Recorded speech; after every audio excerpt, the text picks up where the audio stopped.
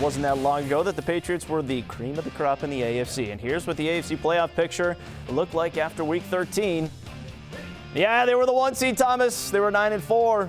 Then you had the Titans, the Ravens, and the Chiefs. But the Ravens, my goodness. Now, you get the Patriots finding themselves as a wild card team all the way down there at number 6. And if the season ended today, the Patriots would be on the road facing the Cincinnati Bengals. I kind of asked Curran this off the top of the show about, where you're living, and that's where we're going to start with the Daily Thread. Got Andrew Callahan, Boston Herald, Phil Perry, Tom Curran. Andrew, I'll start with you.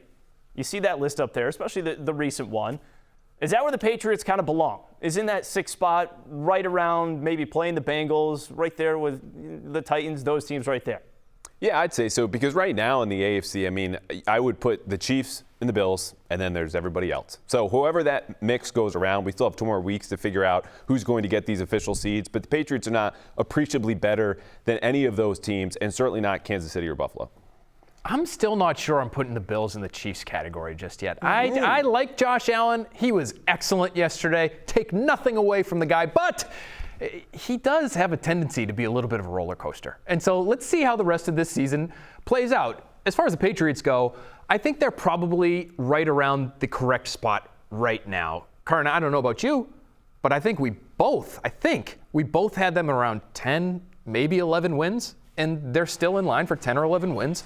And they're going to be not one of the best 2 teams in the conference, probably, but somewhere in that next crop. I was an 11/12 win guy. Ooh, but the way in which they're achieving these 11/12 wins is a little more distressing than any of us would have imagined. I mean, to get to 2-4, roll off 7 straight wins against some good teams with some really good performances and be that complete, it kind of ratcheted up all of our perceptions as to who they were. If they just won a couple, lost a couple, won a couple, lost a couple, and wound up at 10 or 11 wins, then we wouldn't have felt as if we were betrayed. I don't think people need to feel as if they're betrayed, but they are probably where they ought to be, Tom, to answer your question. I know a few people who sometimes like to put a couple shekels on, win totals for the season. Sure. 9.5 was the number. What a roller coaster that's been for those people. Couple after beans. the Patriots started a lot of beans. Started 2-4, and then you win 7 straight, and you think that you're going to get that 10th win, and you think you're going to get that 10th win, and you think you're definitely going to get it against Jacksonville. Yeah, so I agree, I think, with the sum of everything, that this is more or less who we thought they were. With this being who they are, then, let's get to the next topic, and that's if you do face the Bills. And there could be a part 3, because according to ESPN's FPI, it's highly likely there's a 49% chance of a Patriots-Bills rematch in the wild card round. That's per FPI. That is the most likely of all possible wild card matchups to occur. And there's a 58% chance the Patriots and Bills meet at some point in the postseason. That's the highest among all possible matchups. So, if they face each other again, we just went over all the reasons why the Bills won, and I think everyone also kind of said, you know what, though the Patriots could beat them. How do they beat them in the third matchup, which almost certainly is going to be on the road? Phil, I'll start with you. What's the weather? What's the weather, Giles? You tell me what the weather is, I tell you who wins the game. It's that easy. I do feel as though if they see each other a third time, it's going to come down to how these teams are built. And if you get relatively mild conditions, even though it was cold for Mac Jones, relatively mild for New England in December, the Bills are probably going to run away with it because they're very difficult to defend, and their quarterback is very good when he's on. If it's sloppy, though, Callahan, don't you like the Patriots? Don't you like that style? It's a little bit lower scoring game. You go with the run game. You go with the defense that's been the better defense over the vast majority of the season. I think the weather's going to have a huge impact on how this part 3 plays out if we get it. Well, put it like this. If it's under 30 degrees for Mac Jones, but the winds are north of 40 miles an hour for the Patriots, what's going to happen? I mean, I think, look, if the Patriots have to go to Buffalo, which is really the only realistic scenario for them to see, especially in the first round right now, I think they're going to have trouble. Because right now, offensively, they don't have a plan B against the Bills. And this is an offense, self-proclaimed, a game plan offense. We're going to fit what our opponents do worse. They have the best pass defense in the league, and the run defense is good enough. You saw them try to do the same game plan on Sunday. It didn't work. Yeah, they had 2 touchdowns there in the second half. But, they need the roller coaster you just referenced, Phil, Josh Allen, to come all the way down, I think, if they need to have a shot.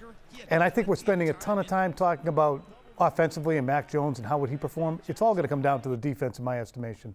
To see the Bills have 7 concrete possessions, not including the kneel downs for the half and the end of the game, to have 7 possessions, all of which entered the red zone, all of which conceivably could have ended in points, and the only one that didn't was a drop in the end zone from the 1-yard line by Emmanuel Sanders.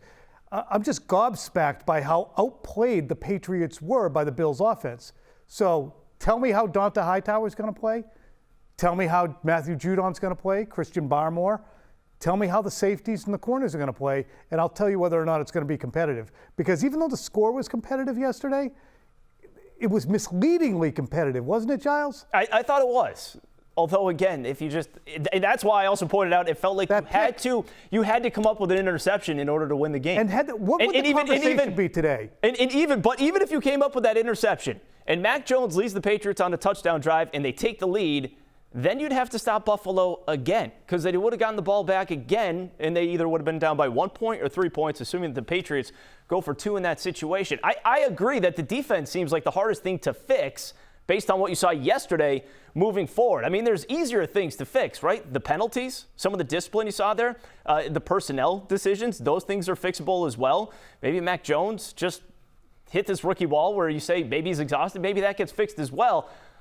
Andrew, to you, what's the easiest thing that they could do differently where, of all the factors that led to losing yesterday, what's the one thing where you say, okay, that's something they could easily do differently and they could affect the outcome?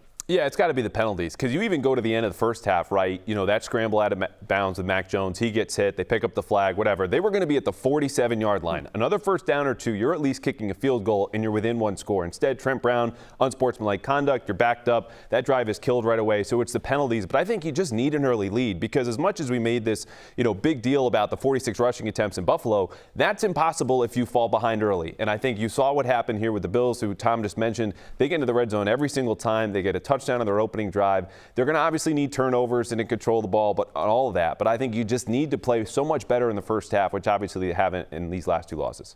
Yeah, I look at it too, and I look at the lax starts that they've had, both in Indy and against Buffalo here, and you're putting yourselves in a hole that you can't dig out of if you're the Patriots. They just aren't built that way. And to come out, especially yesterday, when they just learned what happened when they started slow against a good football team the week prior.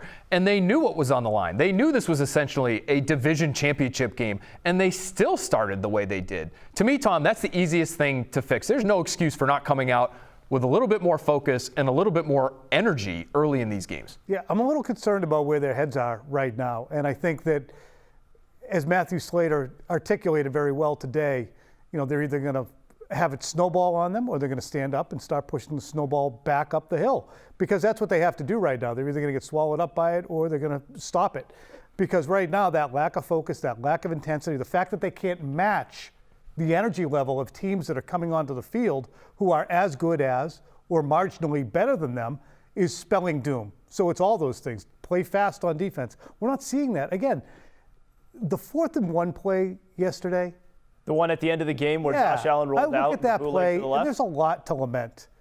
But the biggest thing is they're not fast. J.C. Jackson didn't have a great angle. Jamie Collins didn't get out there and make a play. But it took a day and a half for Dante Hightower to get out to the edge. And when he did, he was so late that he wasn't able to make a tackle. The team is starting to play slow, and it's alarming to me that this portion of the season is when they're starting to really slog. Well, is that because the pass rush is not getting home and that the defense might have always been that, but because Matt Judon, Christian Barmore, because this defensive front was able to get home all season, that it kind of masked some of those issues leading into the linebackers in the secondary? I think it's that, and the entire playbook's open. The Patriots led, fellas, didn't they, for most of their 7-game winning streak. They were rarely behind, but now that they're finding themselves on the back end, they're not able to dictate from the entire playbook because there are certain things that can be done to them. Well, I think more so on defense, even than the pass rushers, you just need your best players to play at their best all the time. Mm-hmm. And when you look at their last 2 losses, Matt Judon has a single pressure in each game. J.C. Jackson obviously got roasted by Stephon Diggs yesterday, giving up a touchdown, a 3rd and 10 conversion on the last drive, and a 4th down conversion in the first half. So you just don't have that margin for error. The Patriots being the 1 seed in the AFC was all about them rising at the same time that the conference's elite came down to meet them. Now that they've fallen back a little bit, they're falling back to the pack as opposed to staying at the top. They just need their best to deliver because in the totality of their talent, it just doesn't match up there with the teams that I mentioned, Kansas City, maybe Buffalo. If you don't get that kind of performance from your best players, because your margin for error is as small as it is, that's where you find out, okay, if we don't have the uber-talented quarterback, we're going to be in trouble here. Because other teams, whether it's the Chiefs or the Bills, they have that guy. They can afford to screw up. The Patriots can't. And so for the fact that we're seeing these screw-ups now, though, Giles, I think is the concern. It felt like the first quarter of the season, we saw them consistently.